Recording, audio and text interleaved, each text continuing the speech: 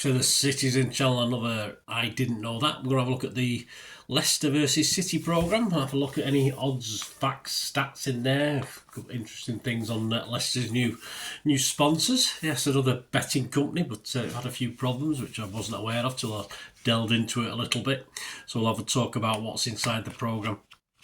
An interesting sort of scout report on City and Leicester sort of giving us insight on what's going wrong. So yes, it didn't go too wrong against Leicester though, did it? But they did ride our luck just a little bit. So anyway, enjoy this, guys.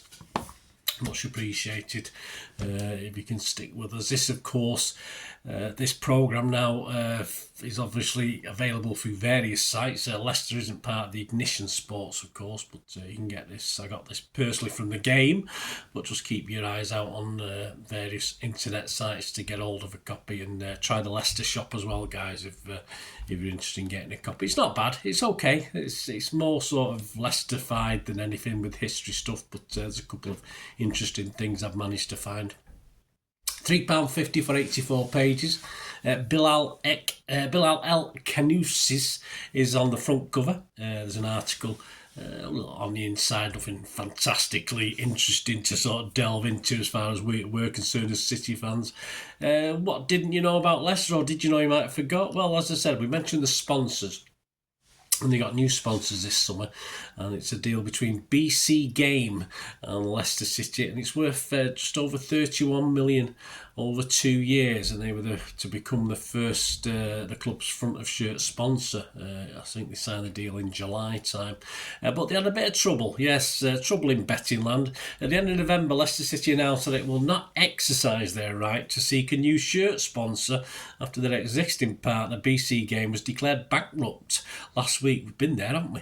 The crypto gaming firm's two parent companies, Block Dance BV and Small House BV, were hit with bankruptcy order by a court on the Caribbean island of Curacao.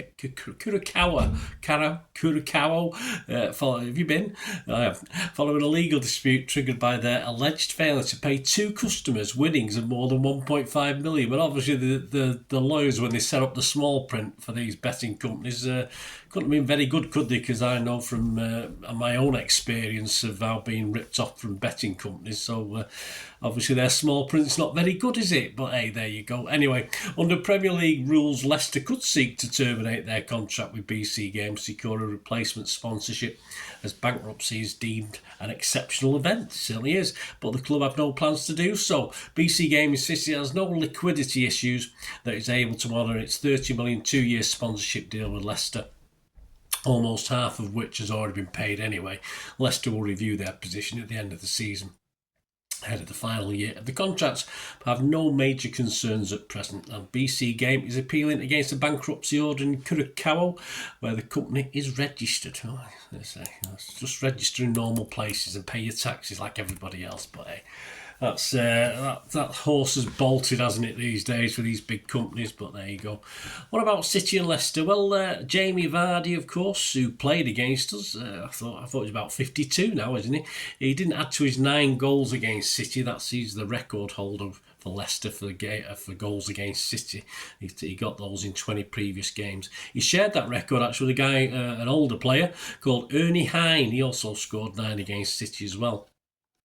As far as City against Leicester, our top scorers do go back a little bit in time. Billy Meredith, Alex Hurd and Billy McAdams have all scored 7. I mean, on the basis that Aguero once scored 4 against them, perhaps we didn't play him too much at that stage. I'm not too sure, but you thought if he scored 4 in one goal, Aguero, he might have challenged that, but obviously he didn't.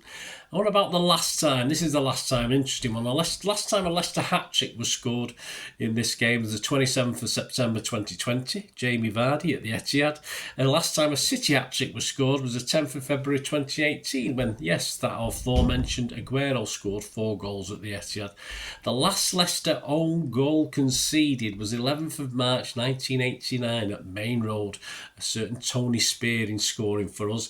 And the last City own goal conceded was April 1933, yes, 15th of April. No, I wasn't there. Main Road, a Sid Can, he certainly couldn't, or he did, scored the own goal on their behalf. The last Leicester player ever sent off in this fixture was the 20th of November 1994 at Filbert Street. Yeah, were you there? Richard Smith. And the last City player, and I was definitely at this one, to be sent off was on the 26th of December 2018 at the King Power when Fabian Delph was given his marching orders. As I say, there's an interesting scout report. I'll come back onto that before we go. When Leicester won the Championship in May 2024, they went one ahead of City. Yes, he broke a record he'd held jointly with us. We'd both won the second tier title 7 times till then, until this made it, of course, 8 for Leicester. So we'll let them have that one, won't we? Unseen Treasures discovered a programme published on the 25th of August 1934.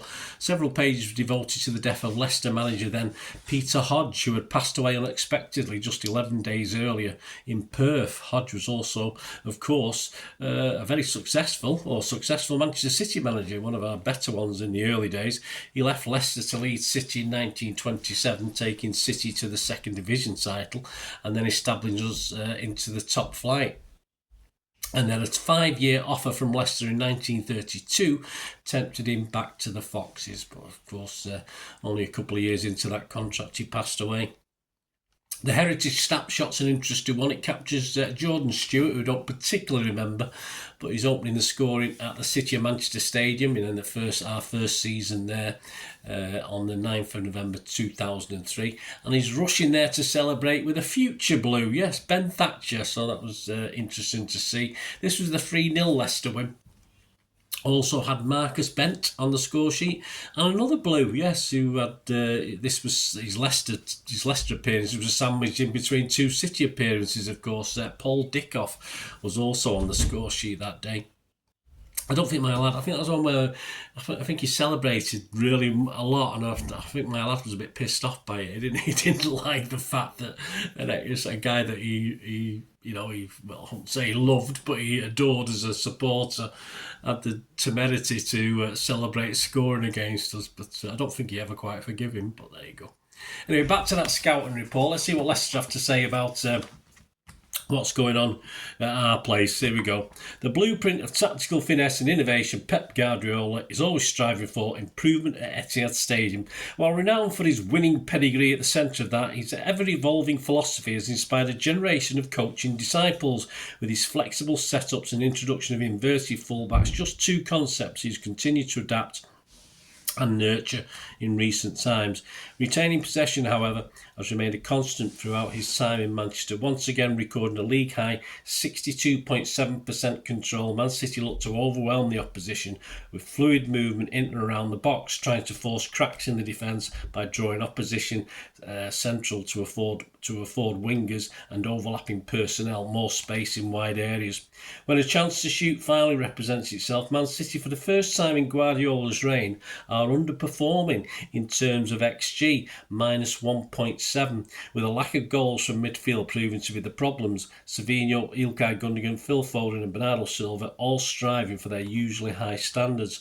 Luckily for City, Haaland's goal-scoring theatrics have still produced electric results, with the Norwegian marksman a one-of-a-kind in front of goal. With his pinpoint striking and imposing physical attributes, the defender's worst nightmare, rekindling Manchester City's creativity around him.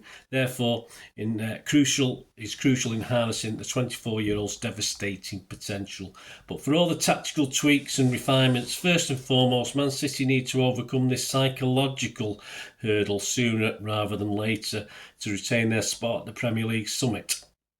While the quality is undeniable, they require equally impressive mental fortitude to change the complexion of their season going into 2025. Yeah, all right, nothing will help Pep there, but I'm just interested to see another sort of look at City's problems from someone else's perspective. It's always interesting to see that. So there you go, guys. Hope you enjoyed this. My thanks to the programme. Any memories you got of that game or the programme or anything you saw interesting in there, just let me know and we can have a chat about that. I hope you enjoyed this anyway, and please stay tuned if you want ways of contacting me through my various socials. And if you do like what I try and do, it's a new year as I'm recording this, so if you want to try and help the channel in any way going forward, yeah, please, if you can just stay tuned. hope you enjoyed the feature, and yeah, if you can support me through the subscription, if you can subscribe, guys, that'd be wonderful if you've not already done so.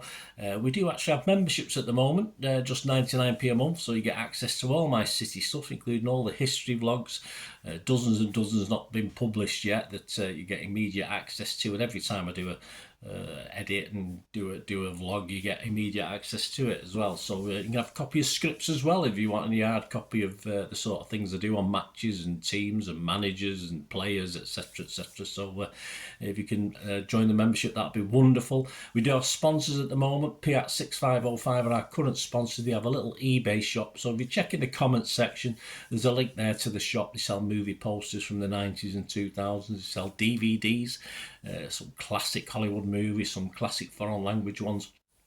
And if you do see anything you fancy on there, if you do place an order, just mention me, just say Bernard sent you, and you automatically get 10% reduction in the cost of your order. So fill your boots, guys, and my thanks to P6505. And yeah, if you want to support the channel just by watching the ads, that helps. Watch the ads, let them play through while you just have to check your phone or something, let it play out. And of course, if you follow any of the links, that always works as well. If you follow a link to one of the ads and you fancy something, I've done it myself. I've followed a link and actually purchased something from another organisation. But it can happen. It can happen. Not all ads are stuff you're not interested in. And of course, if you can give us a like, guys, that would be absolutely fantastic. All likes are much appreciated. Anyway, thanks for watching. Until the next time, of course, I only ever ask one thing, don't I? Please, I ask you all to stay safe, especially you Blues. Until the next time, come on, City.